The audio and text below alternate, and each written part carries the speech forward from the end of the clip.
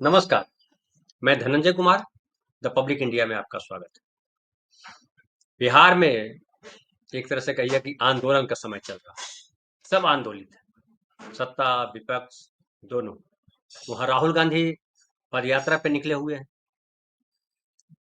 आने वाले 15-16 दिनों में वो 24-25 जिलों की यात्रा करेंगे। उनके साथ लालू प्रसाद यादव जी भी हैं, उनके साथ वामपंथी दल होंगे, उनके नेता होंगे, उनके साथ उनकी पार्टी के अपने नेता होंगे, उनके साथ तेजस्वी यादव होंगे और ढेर सारे लोग जो चाहते हैं बिहार में बदलाव आए। ये जो एसआईआर हुआ है बिहार को आंदोलित कर दिया है।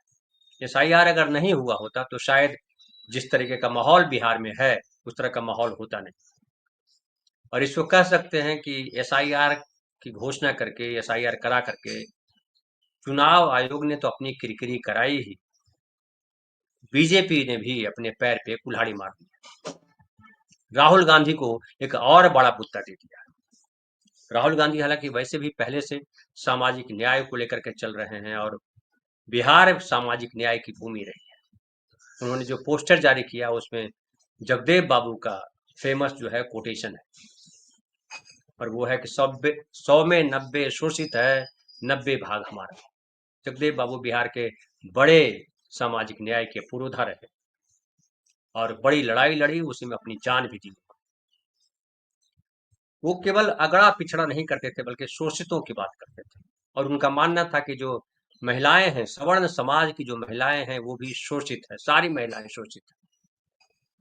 और जो लिंग के आधार पर, जो जाति के आधार पर, जो धर्म के आधार पर भेदभाव है, उन तमाम भेदभावों के खिलाफ जगदेव बाबू 60 के दशक में लड़ रहे थे। राहुल गांधी ने जगदेव बाबू को भी याद किया है। और देखिए, कर्पूरी ठाकुर जी को भले जो भारत रत्न का अवार्ड है, भारत रत्न जो है वो दिया है नरेंद्र मोदी सरकार ने, लेकिन राहुल गांधी सही मायने में कहिए कि जो कर्पूरी ठाकुर का विजन था उसको इम्प्लीमेंट करने के लिए लगे हुए हैं। नीतीश कुमार ने काफी कुछ किया, इससे कोई इनकार नहीं कर सकता, लेकिन नीतीश कुमार अब चुक गए हैं। 2020 के बाद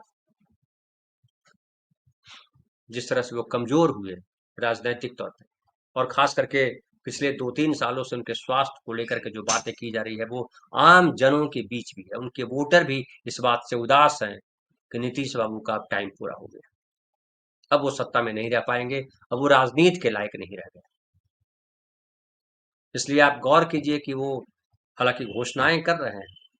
15 अगस्त के अवसर पर उन्होंने कई घोषणाएं की और उन्होंने कहा कि वो 7 नए मेडिकल कॉलेज खोले जाएंगे बिहार के अलग अलग जिलों में। इसके अलावा उन्होंने कहा है कि 1 करोड़ से ज्यादा लोगों को आने वाले 5 सालों में हम रोजगार देंगे। राज्य सरकार की जो नौकरियां हैं उसमें जो अभ्यर्थी शामिल होते हैं लाखों की संख्या में, उनको एक भारी फीस भरनी पड़ती है, अब उससे उनको मुक्ति मिलेगी। और उस फीस को घटा करके उन्होंने कहा कि 100 रुपए से ज्यादा किसी भी नौकरी का फॉर्म भरने के लिए पैसा नहीं भरना होगा, अधिकतम 100 रुपया भरना होगा।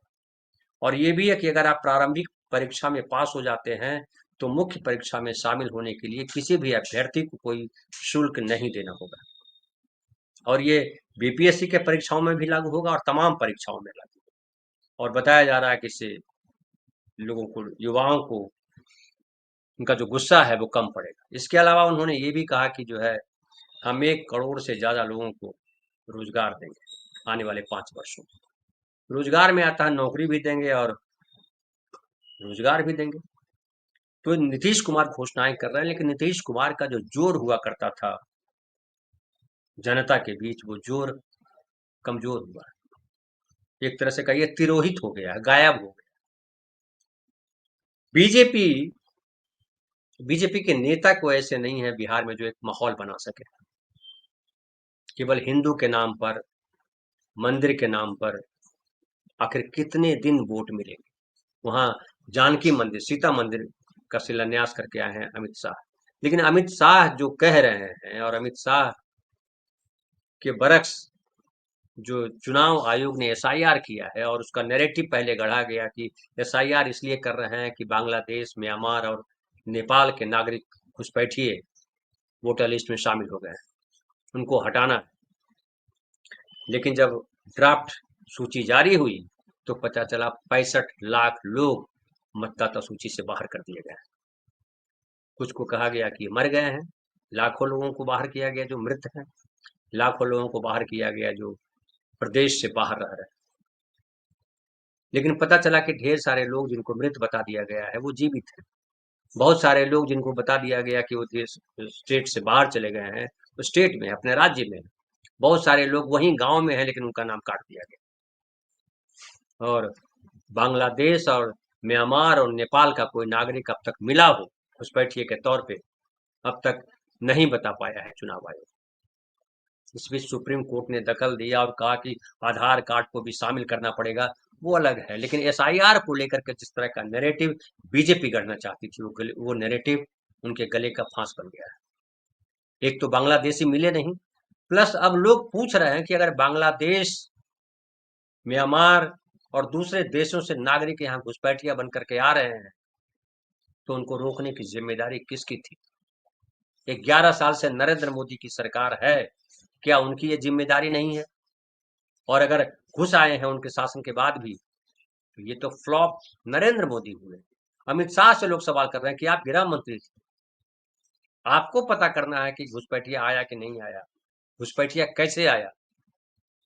लेकिन ना आप आतंकवादी कैसे आए उस पर बता पाते हैं कश्मीर में, और बिहार में घुसपैठिया कैसे आए ये न बता पाते हैं। और अगर घुसपैठिया आए हैं तो ये अमित शाह जी का फेल्योर है, ये गृह मंत्रालय का काम है। और आरोप लगा चुनाव आयोग पे कि ये मतदाता सूची को अपडेट करने के बहाने, एसआईआर के बहाने ये एनआरसी करा रहे हैं, नागरिकता प्रमाण पत्र जांच रहे हैं। और ये प्रयास है कि ढेर सारे जो मुस्लिम्स हैं उनको बाहर किया जाए इस मतदाता सूची से, वोट देने के अधिकार से। हालांकि जो 65 लाख लोग हैं उसमें तमाम लोग हैं, हिंदू भी है, मुसलमान भी है, दलित भी है, पिछड़े भी हैं, अति पिछड़े भी, तमाम लोग इसमें शामिल हैं।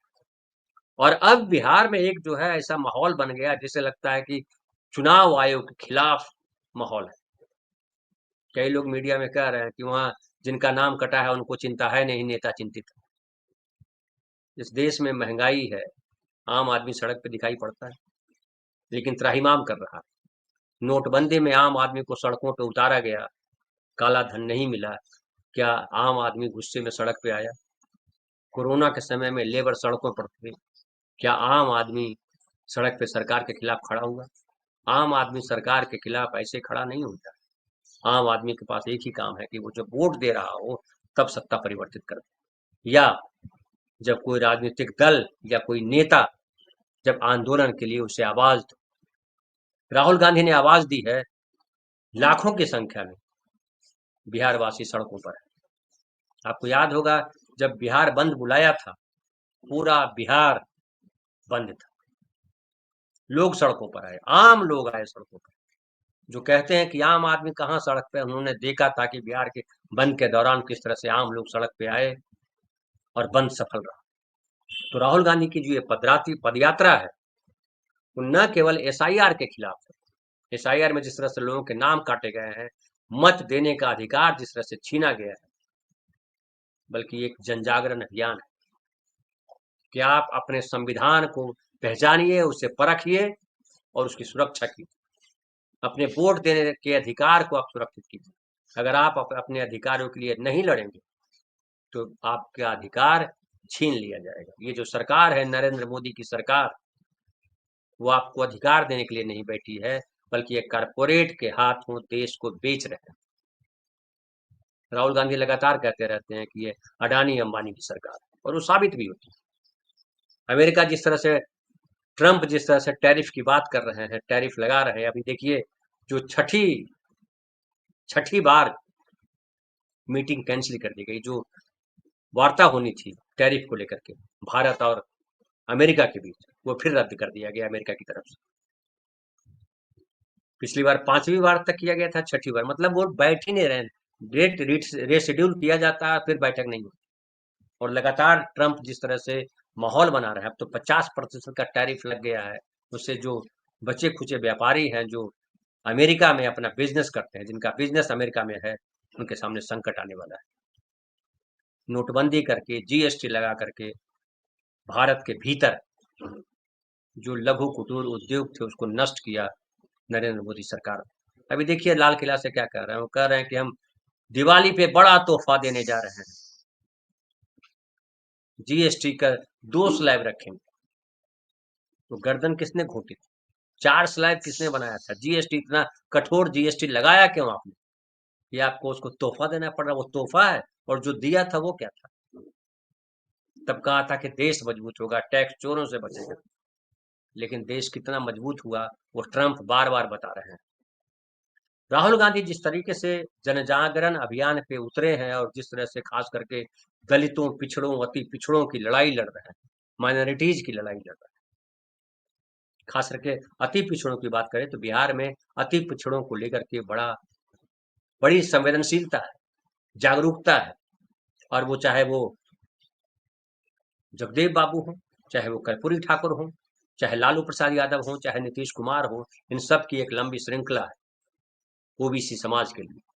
और बिहार में ओबीसी समाज बेहद इंपॉर्टेंट है, बड़ा हिस्सा है, 52% के करीब। और ये जो अनिल जय हिंद है, डॉक्टर अनिल जय हिंद, जो समाजवादी विचारधारा से आए हुए व्यक्ति हैं, बेहद पढ़े लिखे व्यक्ति, दुनिया के समाजों को जानते हैं वो। जिस तरह से राहुल गांधी को एक तरह से कहिए गाइड कर रहे हैं सामाजिक न्याय के पथ पर, वो अपने आप में बड़ा अनोखा है।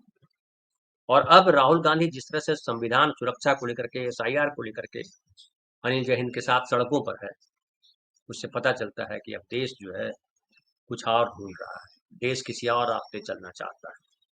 और ये जो सामाजिक न्याय है, ये जो धर्म के नाम पर पाखंड है, और इस पाखंड के को रथ बना करके जो सरकार पिछले 11 साल से देश में बैठी हुई है, उसका मुकाबला सामाजिक न्याय के रास्ते ही किया जा सकता है, और राहुल गांधी बिहार में वही कर रहे हैं।